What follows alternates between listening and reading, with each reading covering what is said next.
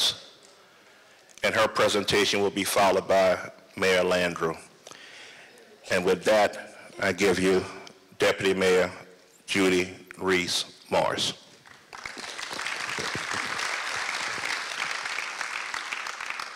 Thank you, Vincent. Good evening, everyone.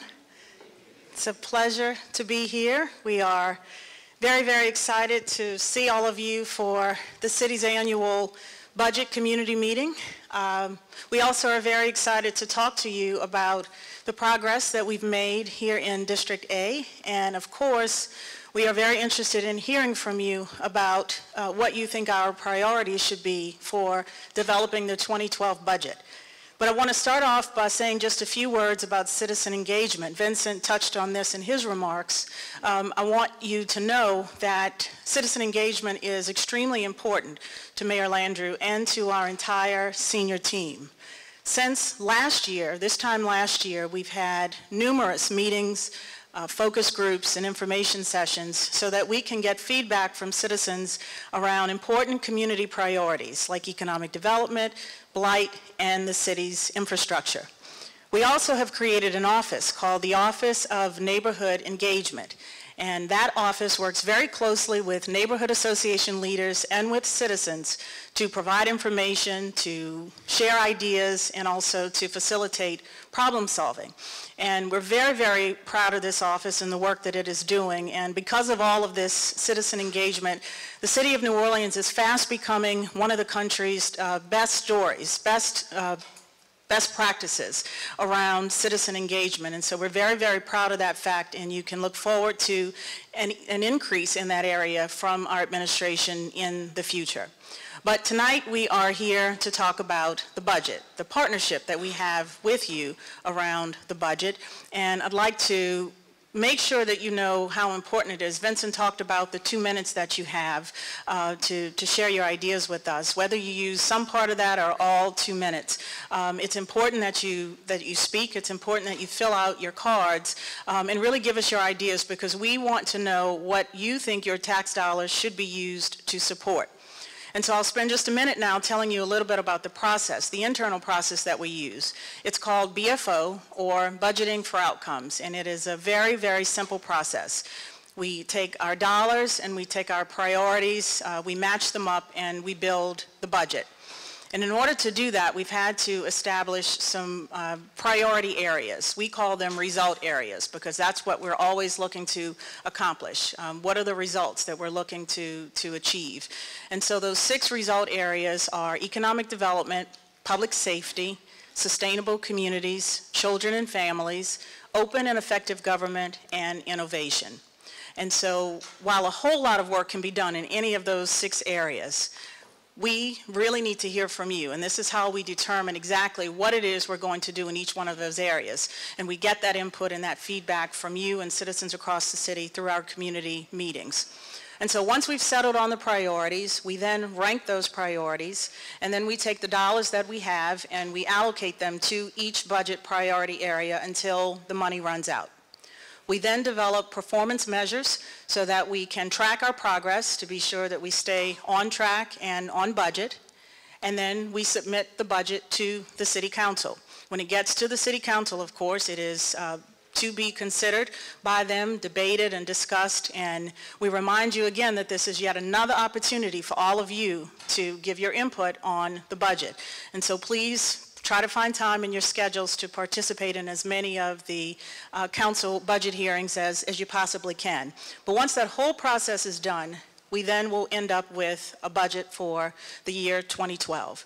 And along with that process, I want you to know that we've developed a vision statement and a mission statement and core values so that we have something to use as a guide while we do our work every day. And if you're interested in learning more about those, you can see them on our city's website.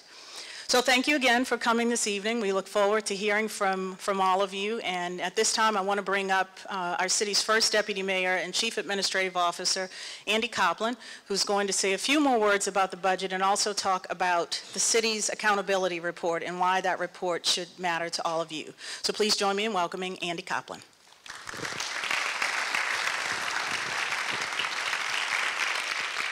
Thank you very much, Judy, and good evening to everybody. As Judy indicated, the budget is about setting priorities, and it starts by listening to you all. And so just as we did last year, we're going around the city, and the mayor is convening these meetings to get your input in the budget process so that we can build a budget that reflects what we hear from the citizens of New Orleans about what's most important in their lives that the city of New Orleans can do. So last year we heard a lot about potholes, about catch basins, about street lights. We heard lots about recreation and the need to have summer activities for our young people, in part as a crime prevention strategy, and we heard lots about crime and crime prevention.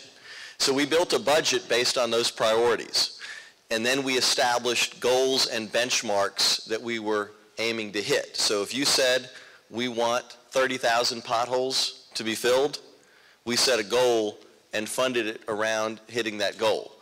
We have a report that we've now issued for the second time. It's about 150 pages, and each one of the pages has a performance measure and a metric of how well we're doing against those goals that we set out in last year's budget.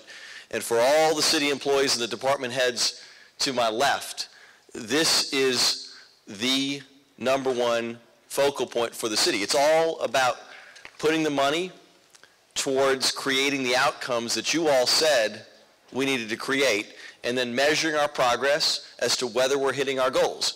When we're hitting our goals, we pat people on the back, we thank them, and we say, how much more can you do next time? And when we don't hit our goals, we adjust course.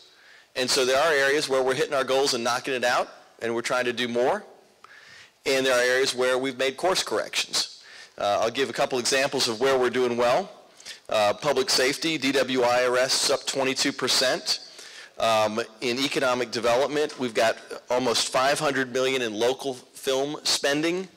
In terms of children and families, we doubled the number of young people in the summer jobs program, giving them meaningful opportunities to get work and life skills and stay off the streets. In terms of innovation and government, our team, led by the mayor, has raised over $7 million in private philanthropic contributions for the city to advance our initiatives. With regard to fighting blight, we've already exceeded our yearly target for inspections with nearly 15,000, but we found that we're below target in hearings. And so Rita LeGrand and others who come to all of our blight stat meetings, we've got another one tomorrow morning, 8 a.m. in the Amico building across from City Hall, will know that we're behind in our hearings. So what are we doing to course correct? We're taking inspectors and moving them over into hearings. We're putting more paralegals on staff to address that. We've asked the Bar Association to contribute volunteer hours so that when you get a blight judgment, it goes through the process to get a hearing, and then we do a lien foreclosure or sheriff's sale on blighted properties. In the history of New Orleans, there had been about a dozen sheriff's sales for blighted properties. We have now this year filed 980 writs with the clerk of court and the sheriff to sell those properties that have blight judgments against them.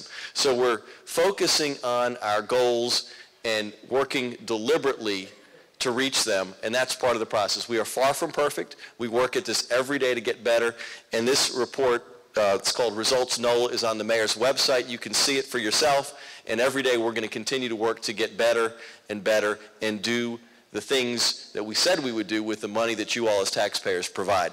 And so the purpose of tonight's meeting is to give those kind of reports, but to get this input as to what's working, what's not, so we can build the budget for next year reflecting your priorities. So that's my introduction. I want to welcome now your District A Council member, Susan Guidry. She's a fierce advocate for District A and its priorities and its quality of life. From the lake to the river, she does a terrific job and is a great partner of the administration. We're proud to welcome you to the podium. Susan. Thank you. Thank you very much, and welcome. It is so good to see so many of you here. It really makes me proud. I don't know if I have a right to that, but it does. It makes me proud to see so many of my constituents from District A at this meeting and wanting to be involved. So many of your faces I know very well because you are community leaders, and I need to thank you for everything you do to assist me and my office, and as well as your own community, by always being so engaged. I want to thank the mayor for holding this event and giving us all the opportunity to weigh in on what's working and what's not working.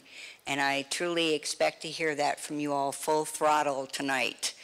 This process is aimed at creating a citizen-driven budget, and that is exactly what we want to hear about. I want to also thank all of the administrative personnel who are out here tonight, giving of their time also, and I hope you all took advantage of what we call the Resource Center out there in front a little earlier in the evening to ask questions of particular departments. We promised you last year that this budgeting for outcomes process would not be something that just happened for the budget part of the year. And in keeping with that process, that promise, I hope that many of you have noted that the City Council in its different committee hearings has been asking different departments to come before the City Council committees and report on the 2011 budget, what's working, what's not working, whether they're going to meet their goals for the end of the year. In June, I held 3 joint criminal justice budget meetings with other City Council members to bring the different criminal justice agencies and courts before us to talk about their budgets and what their needs were going to be for 2012. I hope that some of you got to see those meetings. They were very productive, and as a result of them, we are being able to engage with those criminal justice agencies now rather than hearing all of this in October when all the departments come before us at once. As a matter of fact, today we had another criminal justice meeting to speak particularly to the Youth Study Center and to the coroner's office and the needs that we had learned about with them back in June. So this budgeting for outcomes process, it is living and breathing. And I know I hope you understand we started with a huge deficit last year. We discovered more of that this year, but we are working well on our way to, I believe, a very healthy and strong budget because of the process that's being used. Particular things, I want to say that last year during the budgeting process, we budgeted for, and that we are seeing some wonderful results from, are the Youth Empowerment Project, otherwise known as the Tulane Towers Learning Center.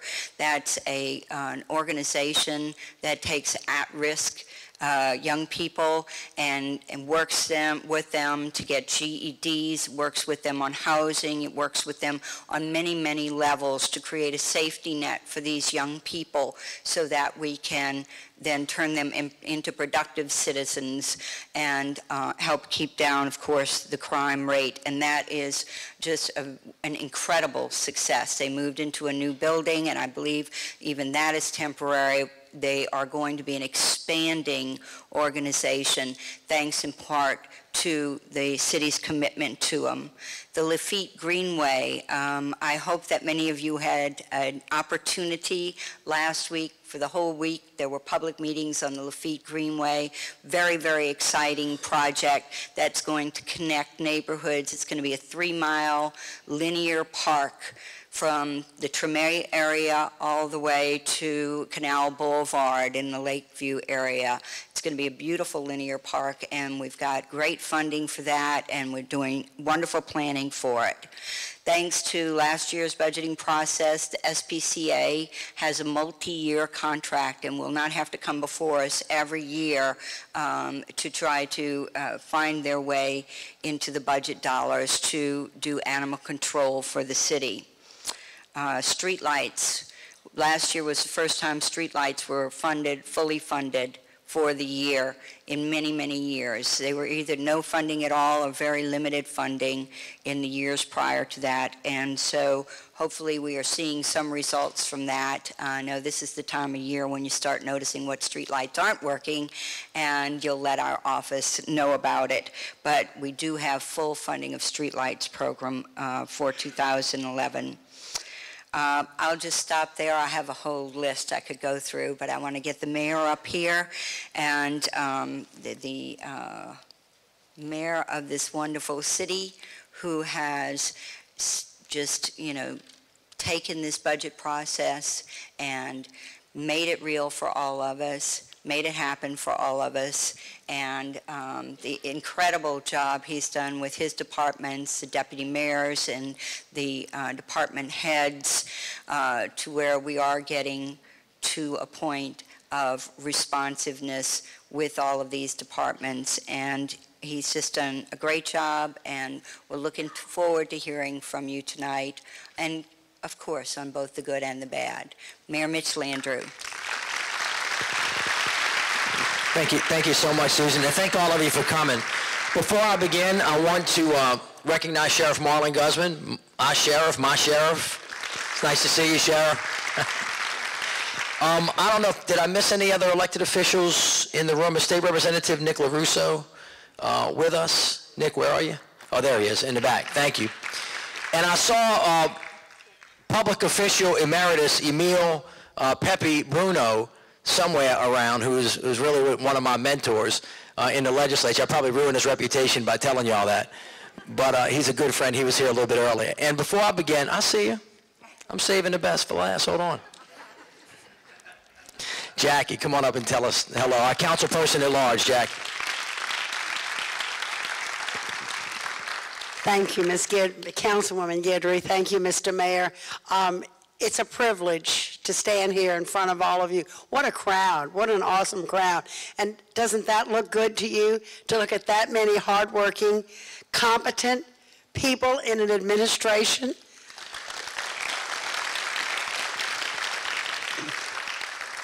It's not only a privilege and a pleasure to stand here, but I have to tell you, it's as president of the City Council, I never dreamed I would stand here and say that this city's on the best roll I've seen since I was a child. And at my age, that's a pretty long time. And that's for those of you who are also my age, is this not just like the 40s and the 50s? It's that good. And we're back on that roll because we have a great mayor, we have a wonderful council, we have a relationship that we don't have to agree, but we can go forward together civilly and productively. And we won't commit to anything we can't get done, and we will tell you the truth, and we will try to get it all done. So let us know your priorities. That's a big, big, most important thing to all of us, and we're going to do the very best we can. But more importantly, please help us sell this city.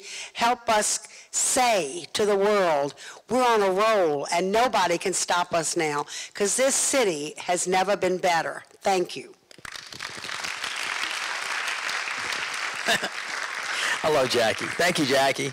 Jackie's the president of our council. She is going to lead the city council in the partnership with the other council members through the budget process. We're getting about to start that. We're having these community meetings to get your input. Under the law, I have to propose a budget to the city council by October 1st, right, which is 2 weeks earlier than we ever did before. And then we're going to have budget hearings, and then the council's going to vote on the budget, and then we're going to execute that document. So we like to say sometimes that budget's a moral document. It sets out the hopes and dreams and the visions, and then specifically it tells us what we're going to spend money on and what we're not going to spend money on, because what's not in that budget and what doesn't get in it is a decision too. And so this is the beginning of the process, so it's very important to hear from you. Before we begin, I told you when I asked you to vote for me, And by the way, thank you so much. I love being the mayor of the city of New Orleans. It's a wonderful job, and this is an easy place. This is an easy place to brag about when you travel around. It's a great joy for me to be able to do that because the city of New Orleans is wonderful in so many ways. But I mentioned to you that I would bring my team to you. And so I want you to know that I brought to you the entire network of individuals that are responsible for making the city government of New Orleans work, as well as other boards and commissions. The Regional Transit Authority, the Aviation Board, Entergy is with us tonight. The Sewage and Water Board is with us tonight. Anybody that has anything to do with government touching your life is here with us tonight. The police department is with us tonight, the fire department. That's why everybody was out there with their tables. And if you have questions and concerns about any of those agencies, these individuals will be here tonight to speak to you about that. So I'm just going to ask them, all the deputy mayors from the city are here. So would y'all please stand up so that everybody can see you all.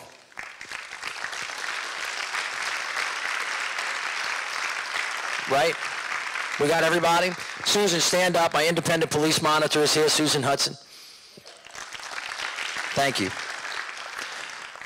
So in any event, this is the team we said that we were going to bring to you. We brought everybody last year. We brought them back again. Now, I want to speak to you about a couple of things, but generally the process, and Vincent will go through this with you, is as soon as I finish, and I won't be long, we're going to hear from everybody.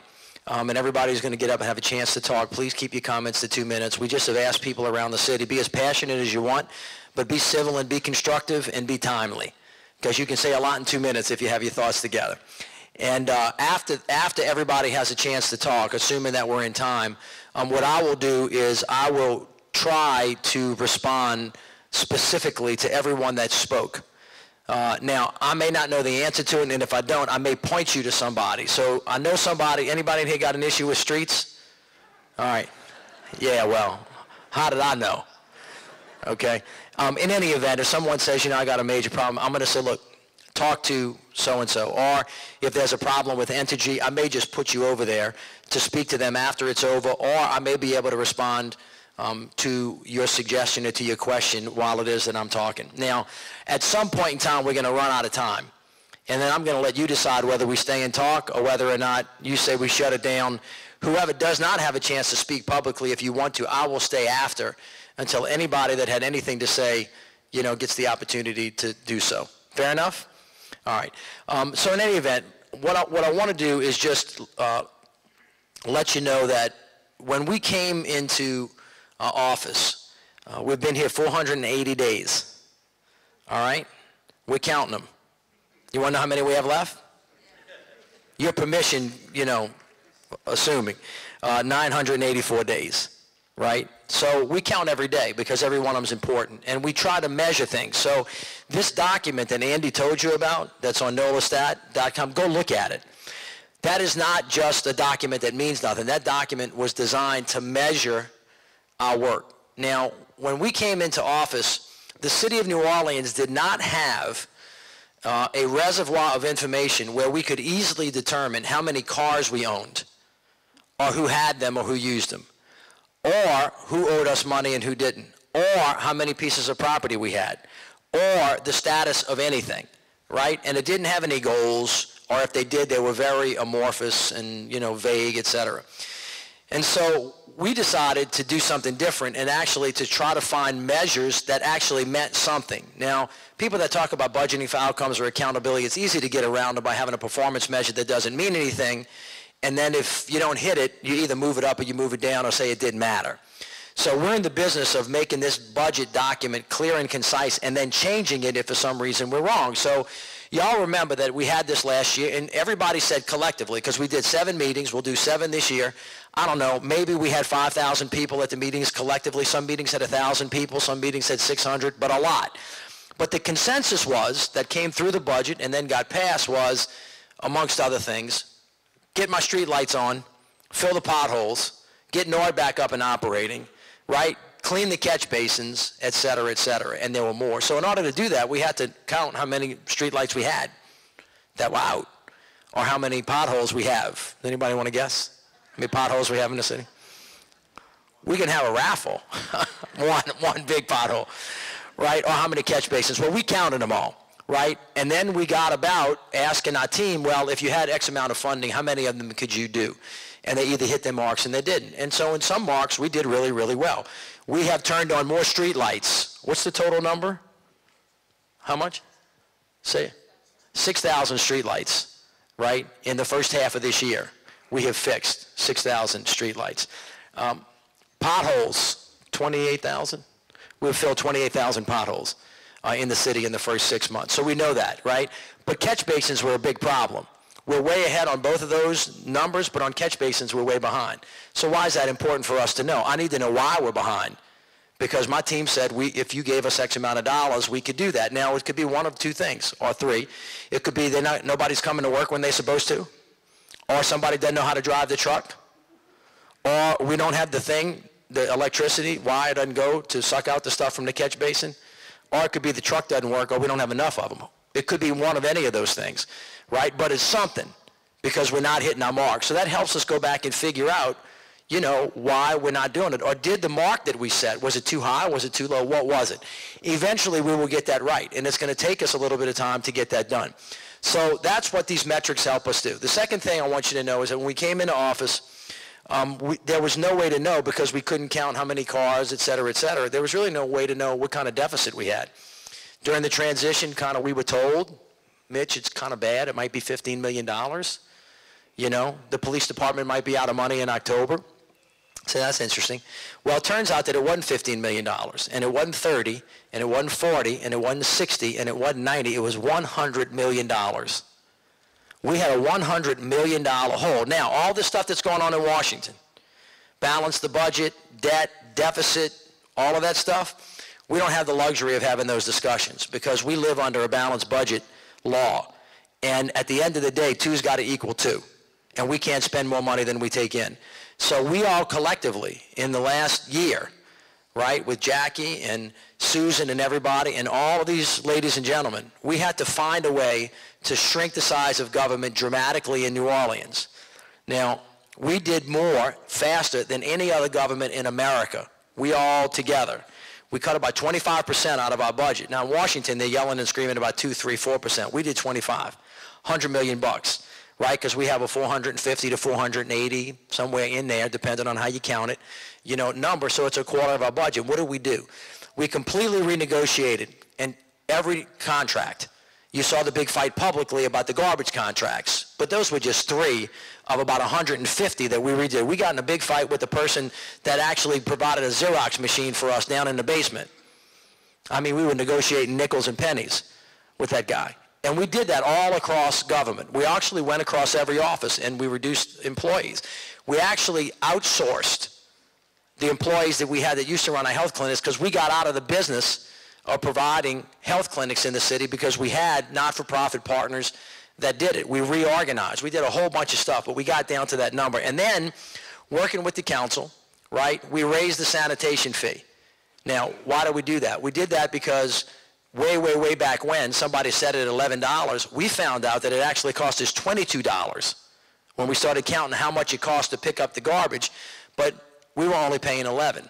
That created a structural deficit, right? So we were deficit spending, so we quit doing that.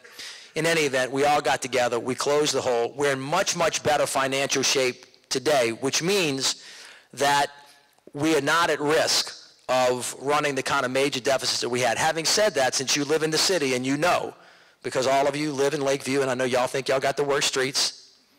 Really, let's do a little poll. How many people think Lakeview has the worst streets? All right, how many people think Uptown has the worst streets? How many people think the West Bank has the worst streets?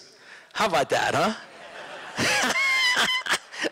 Of course, we ask this question at every meeting, and everybody thinks that they do. You know that we have 2 huge challenges, many, but 2 big ones, as it relates to infrastructure. Interior streets, right, and sewage and water board. You're bleeding about 40% of your water out of the pipes that run through this city. That's about a $14 billion fix. So I said that quick so it wouldn't hurt, right? I'm going to tell you right now, we do not have a plan yet, right, to deal with those major infrastructure issues. Those are things that we have to deal with going forward. You have noticed a lot of work going on in the city, I hope. Basically, we're revamping the police department from top to bottom. Chief Surpass is here. He's got all of his captains for the police districts and his commanders that represent all of District A. They're with us tonight. We have $786 million in capital projects that are going on right now in your district, just your district, in District A. A lot of the major streets, you see a lot of that street repair being done. You see streetscapes. To give you an example, for example, Harrison Avenue, right, between Canal Boulevard and Marconi. A lot of the work that's being done, libraries being rebuilt, the schools being rebuilt, the streetscapes being moved. You see a lot of that going on, but a lot of the interior streets have not. That's a big issue that we have to get to. On the schools, just in District A, we have 12 schools right now that are either under renovation, under construction, or soon that are going to be. You see the beautiful school on Harrison, right? That's part of the $1.8 billion that was sent down from FEMA, you know, in reimbursement for the damage that was done. That's getting done all over where we are. Now, on Blight, Miss Rita, stand up so everybody can see you. You got to love this lady. Her husband used to be a good baseball coach somewhere back in the day, but Miss Rita now is famous for the great work that she's doing on Blight. We have public meetings every 2 weeks. If you want to come, you can come. We have a great Blight strategy. We have about, you know, depending on who's counting, 45 to 60,000 blighted houses. We have a brand new process for getting them down to the ground. Our goal is to take 10,000 blighted properties and either take them down to the ground and get them back in commerce in 3 years. And we're working really, really hard on that. Let me just give you a number to let you know where we are. In 2009, the year before we got here, citywide, the city took down 170 properties. Citywide, 107. Just in the first 6 months of this year, we've gotten rid of 83 in District A alone. 876 we've demolished citywide. So we've beat that by 800%. Our blight hearings are up. On code enforcement, we've had 2,310 inspections. In your District A alone, we've had 377 blight hearings. We've filled 3,847 potholes in your district. All right, in Lakeview or in Uptown, we've fixed 737 lights, and we've cleaned out 181 catch basins. Right? So we're counting, and we know. We know that we have more to do. The point is that you said, if I give you money, can you get these things done? You did, and we did. And we're going to keep doing it until we get the city safe, and we get the city secure, and we get the city clean. Now, we got a lot of stuff going on, and we're going to keep talking about them throughout the night. But I just want you to know that we're here to work. My team, this team, your team gets to work really, really early. They stay really, really late, and they work on Saturdays and Sundays. And they have been tasked with executing the documents that Jackie and Susan and the rest of the council give us as a budget, and we're going to keep doing that. So I thank you for coming out tonight. I really appreciated your input. It really matters to us. Last year, we constructed the budget around what you told us you wanted, and we'll continue to do the same thing. I mentioned one or two other comments to you, and then I'm going to sit. You know this either intuitively or ideologically or just from the news. The world is getting smaller. Government's getting smaller. The city of New Orleans government has to do the same.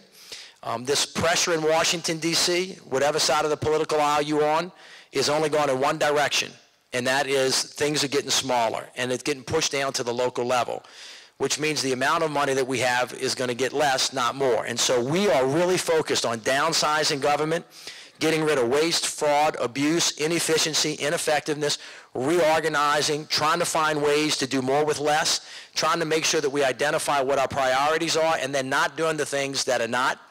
You got a city that's old. We got a lot of stuff that we got to fix, and it's going to take us time. And I want you to know that we're going to be on it every day until we get it right. But people are starting to notice and starting to recognize that New Orleans has become a laboratory for innovation and change. Entrepreneurs are moving from all over the country. We had more kids apply to Tulane University last year than applied to any college in the United States of America. Did you hear that? 35,000 people applied to go to Tulane University, right? And so all the parents are going, what the heck? Isn't that good? And we got a lot of other, anyway. So y'all heard enough from me. What I'd like to do is to go to you guys now and listen to everything you have to say, after which, as Vincent said, I'll try to respond, and if I can't respond, I'll put you in touch with somebody smarter than me that can figure it out for us, okay? Does that work for everybody? Okay, thank you.